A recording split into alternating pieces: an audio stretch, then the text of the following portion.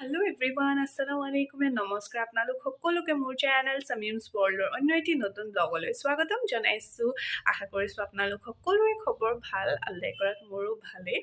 আৰু আজিৰ পৰা ফাৰ্ষ্ট ৰোজা ষ্টাৰ্ট হৈ গ'ল আৰু আজি ফাৰ্ষ্ট টাইম হাজবেণ্ডৰ ঘৰত ৰোজাটো পাইছোঁ।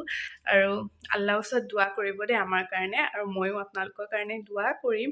এতিয়া মই জোহৰৰ নামাজ পঢ়ি মেলি উঠিলোঁ, তাৰপিছত তাৰ আগতে কোৰাণ শ্বৰীফো পঢ়িলোঁ। এতিয়া ভাবিছোঁ আৰু অলপ দেৰি পঢ়ি ল'ম বুলি, তেতিয়া সোনকালে খতম দিব পাৰিম ন। আৰু এতিয়া চাগে 1:10 বাজিছে নেকি।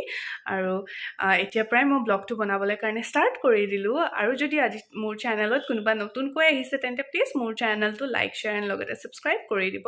আৰু এতিয়াৰ পৰাই আৰম্ভ কৰি দিলোঁ, তেন্তে একেবাৰে শেষলৈকে চাই থাকিব। আৰু প্লিজ আপোনালোক সকলোৱে আমাৰ কাৰণে দোৱা কৰিব।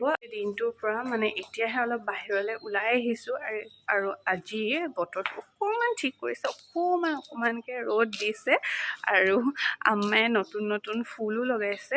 এইফালে একদম পূৰা ধুনীয়াকৈ কাপোৰ মেলি থৈ দিছে, কাৰণ পূৰা বৰষুণ দি আছিলে ন, সেইটো কাৰণে কাপোৰ চব ভালকৈ শুকোৱা নাই যে, চ' সেইটো কাৰণে বাহিৰত দি থৈছে। আৰু কি নতুন নতুন ফুল লগাইছে অলপ দেখাওঁ বুলি ভাবিছোঁ আপোনালোকক। আৰু ভাবিছোঁ তাৰপিছতে কোৰাণ শ্বৰীফ পঢ়িম, আৰু তাৰপিছত আৰু বনোৱা মেলা সেই চব হ'ব আৰু ষ্টাৰ্ট কৰিম।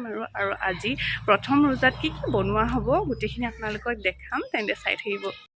ইয়াত আম্মায়ে একেলগতে বেলেগ বেলেগ কালাৰৰ ৰ'জেছ লগাই দিছে। ইয়াত পিংক কালাৰ আছে, য়েল্ল' কালাৰ, মাৰুন কালাৰ, তেনেকৈ একেলগতে লগাই দিছে। আৰু লগতে আমাৰ ব্লেক কালাৰ ৰ'জেছো লগোৱা হৈছে, কিন্তু এতিয়ালৈকে ফুলা নাই।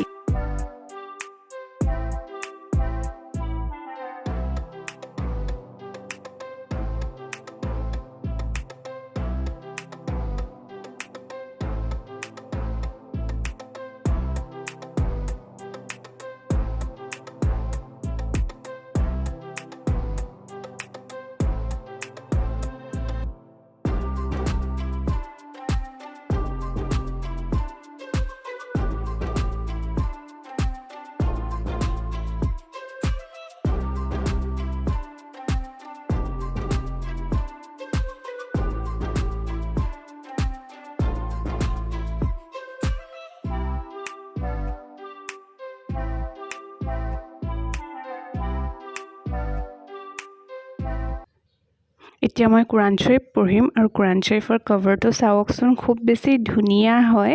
মোৰ বিয়াত মই গিফ্ট পাইছিলোঁ, মোৰ বা এগৰাকীয়ে মোক গিফ্ট দিছিলে। বিয়াত নহয়, বিয়াৰ পিছত যেতিয়া তেওঁলোকৰ ঘৰত গৈছিলোঁ তেতিয়া মোক গিফ্ট কৰিছিলে। আৰু এতিয়া মই কোৰাণ শ্বৰীফ পঢ়ি আছোঁ, আৰু মই দিনটোত দুবাৰকৈ পঢ়িছোঁ, কাৰণ সোনকালে খতম দিব লাগিব। আৰু ৰমজান মাহত চাবচোন দিনকেইটা ইমান সোনকালে পাৰ হৈ যায় ন।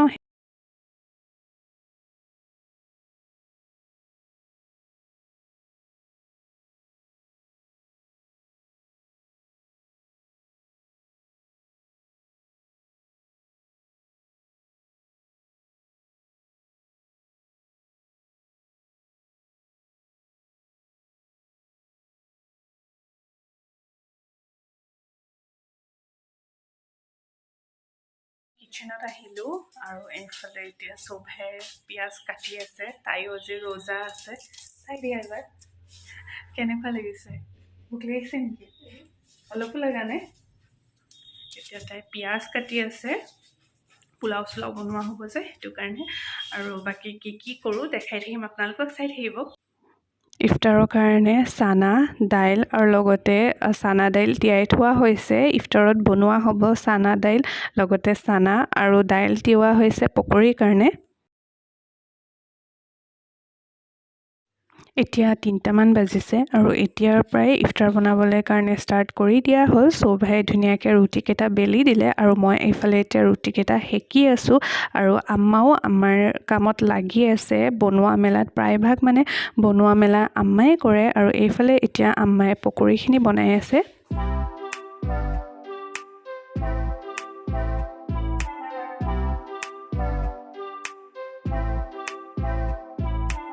এইফালে এতিয়া ফ্ৰুটছ কাটি আছোঁ আৰু মই ফ্ৰুটছ কাটি খুব বেছি ভাল পাওঁ আৰু প্ৰায়ভাগ মানে ইফতাৰৰ কাৰণে বনোৱা মেলা হৈয়ে গ'ল আৰু প্ৰায়ভাগ আম্মায়ে বনাইছে মই অকল ৰুটিটোহে শিকিছোঁ আৰু বাকী সৰু সুৰা কামহে মোৰ কৰা হ'ল আৰু আজি জোনাবুকো ইফতাৰ দিয়া হ'ব সেইটো কাৰণে আমি সোনকালে যি কাম আছে সেইখিনি কৰি লৈছোঁ আৰু এইখিনি টাইমত ঘৰলৈও বহুত বেছি মনত পৰি আছিলে এইবাৰ মোৰ ফাৰ্ষ্ট টাইম ৰোজা হাজবেণ্ডৰ ঘৰত পাইছোঁ আৰু অলপতো টাইম লাগিব ন আৰু নতুন এক্সপিৰিয়েঞ্চ বহুত বেছি ভালো লাগিছে আগতে যেতিয়া ঘৰত আছিলোঁ তেতিয়া মই এলিছ আৰু আম্মাই মিলি তিনিজনীয়ে একেলগে কামখিনি কৰিছিলোঁ আৰু ইয়াত আহিও তেনেকৈ আমি তিনিগৰাকীয়ে মিলি কৰোঁ খুব বেছি ভাল লাগিছে আৰু অকণমান দুখো লাগিছে নতুন অকণমানতো টাইম লাগিব মোৰ বাট তথাপিও একো নাইকিয়া আপোনালোক সকলোৱে আমাৰ কাৰণে দুৱা কৰিব আৰু এতিয়া মই ফ্ৰুটছখিনি কাটি লওঁ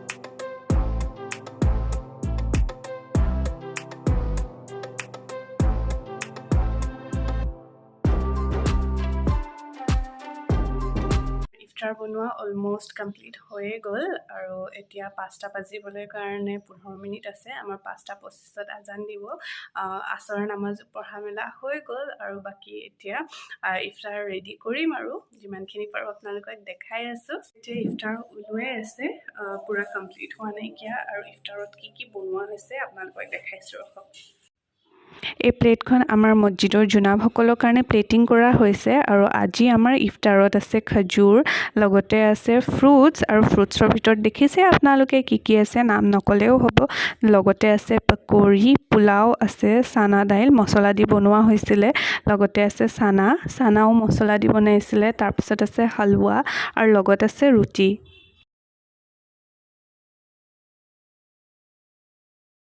এইফালে এতিয়া আজান দিবয়ে আমি এতিয়া দোৱা কৰি আছোঁ আৰু অলপ পিছত আজান দিবই তাৰপিছত ইফতাৰ কৰিম আৰু মই মোৰ ব্লগটো ইমানতে শেষ কৰিছোঁ আশা কৰিছোঁ আপোনালোকে চাই ভাল পাব বুলি আৰু লগতে প্লিজ কমেণ্ট কৰি জনাব আৰু আজি যদি মোৰ চেনেলত কোনোবা নতুনকৈ আহিছে তেন্তে প্লিজ মোৰ চেনেলটো লাইক শ্বেয়াৰ এণ্ড ছাবস্ক্ৰাইব কৰি দিব আৰু যদি মোৰ ব্লগ চব চাই ভাল লাগে তেন্তে আপোনালোকৰ ফ্ৰেণ্ডছ আৰু ফেমিলিৰ মাজত শ্বেয়াৰ কৰিব